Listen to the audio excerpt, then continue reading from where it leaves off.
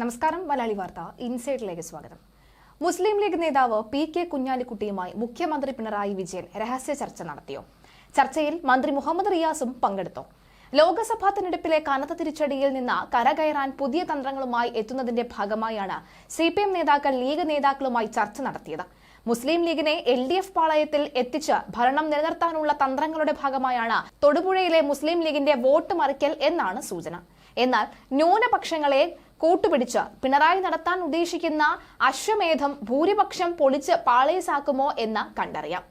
തൊടുപുഴ നഗരസഭയിൽ നടന്ന ചെയർമാൻ തെരഞ്ഞെടുപ്പിൽ കോൺഗ്രസ് സ്ഥാനാർത്ഥിക്ക് വിജയസാധ്യത ഉണ്ടെന്നിരിക്കെ നടത്തിയ വോട്ട് മറിക്കൽ മുസ്ലിം ലീഗിന്റെ പുതിയ ചുവടുമാറ്റത്തിന്റെ സൂചനയാണ്.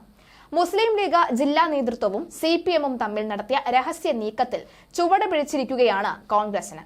ലീഗിനെ ഒപ്പം നിർത്താനാണ് മുസ്ലിം സമുദായത്തിൽപ്പെട്ട ആളെ ചെയർമാൻ സ്ഥാനാർത്ഥിയാക്കിയത് എന്ന ആക്ഷേപം CPM-ൽ തന്നെയുണ്ട്. എതിർപ്പിന്റെ ഭാഗമായാണ് 2 കൗൺസിലർമാർ വോട്ടെടുപ്പിൽ പങ്കെടുക്കാതിരിക്കുകയും മറ്റൊരാൾ കോൺഗ്രസിന് വോട്ട് നൽകുകയും ചെയ്തത്. ഇനി ഇടുക്കി ജില്ലയിൽ UDF-നൊപ്പം ഇല്ല എന്ന മുസ്ലിം ലീഗ് ജില്ലാ നേതൃത്വവും പ്രഖ്യാപിച്ചു കഴിഞ്ഞു.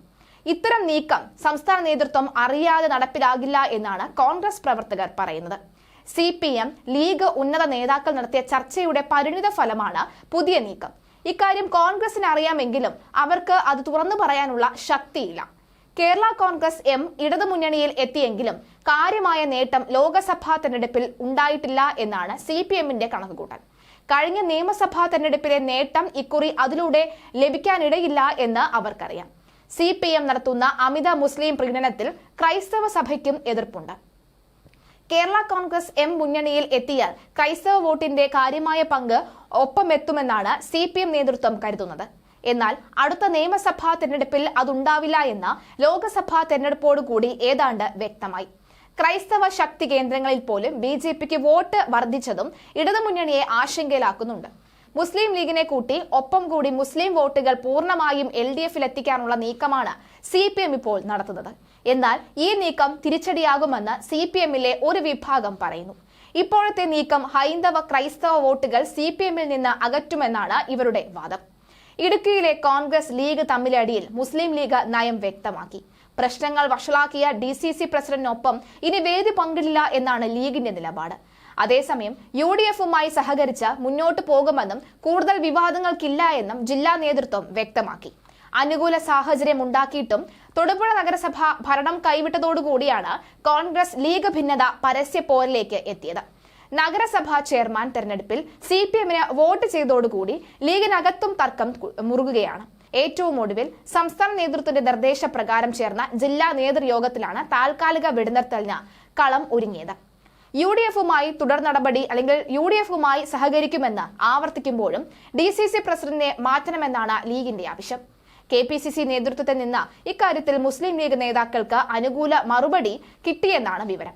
പ്രശ്നം വഷളാക്കിയത് DCC പ്രസിഡന്റിന്റെ പരസ്യ പരാമർശങ്ങളെന്നും മാത്രം പറഞ്ഞ് തമ്മിലടിയുടെ ചൂട് കുറയ്ക്കുകയാണ് ലീഗ് ജില്ലാ ഘടകം.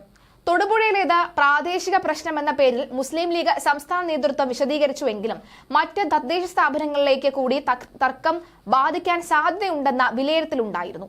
പ്രശ്നപരിഹാരത്തിന് ഇടുക്കിയിൽ തന്നെ കളം ഒരുക്കണമെന്നും നിർദ്ദേശവും നേതൃത്വം മുന്നോട്ട് വെച്ചു. ഇതോടെയാണ് നിലപാട് ഭയപ്പെടുന്നത്.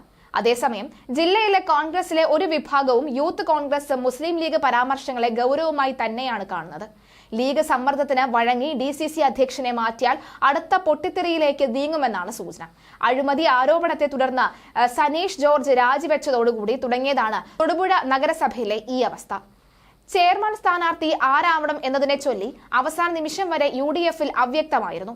തുടർന്ന് കോൺഗ്രസും ലീഗും വെവ്വേറെ സ്ഥാനാർത്ഥികളെ നിർത്തുകയായിരുന്നു. ആദ്യ റൗണ്ടിൽ ലീഗ് സ്ഥാനാർത്ഥി പുറകോട്ട് പോയതോടുകൂടി പരസ്യമായി വെല്ലുവിളിയും ഉന്തും തള്ളുമൊക്കെയായി. പിന്നെ പോലീസ് ഇടപെട്ട് രംഗം ശക്തമാക്കി. 12 പ്രതിനിധികൾ ഉള്ള UDF-ൽ 6 കോൺഗ്രസ് 6 മുസ്ലിം ലീഗ് എന്നായിരുന്നു സീറ്റ് നില. ഇതിൽ 5 ലീഗ് പ്രതിനിധികളും CPM-ന് വോട്ട് ചെയ്തു. ഇതോടെയാണ് ഇടത് സ്ഥാനാർത്ഥി 14 വോട്ടുകൾക്ക് വിജയിച്ചത്. കോൺഗ്രസ് മുന്നണി മര്യാദ ലംഘിച്ചെന്നാണ് ലീഗിന്റെ ആരോപണം. മന്ത്രി മുഹമ്മദ് റിയാസിനെ മുന്നിൽ നിർത്തിയാണ് പിണറായി തുടർ നീക്കങ്ങൾ നടത്തുന്നത്. ഒരു തവണ കൂടി ഭരണം കിട്ടിയാൽ തുടക്കത്തിൽ താൻ മുഖ്യമന്ത്രിയായ ശേഷം ഭരണം റിയാസിനെ ഏൽപ്പിക്കാനാണ് നീക്കം. ഇത്രയും കാലം ഭരിച്ചു മുടിച്ചിട്ടും പൂതി തീർന്നില്ല എന്ന് ചുരുക്കം. തന്റെ കാര്യം സേഫ് ആയതോടുകൂടി മരുമകന്റെ കാര്യം സേഫാക്കാനാണ് നീക്കം. പി.കെ. കുഞ്ഞാലിക്കുട്ടിക്ക് മുഖ്യമന്ത്രിയിലുള്ള സ്വാധീനം പരമാവധി ഉപയോഗിച്ചാണ് നീക്കം സജീവമാക്കുന്നത്.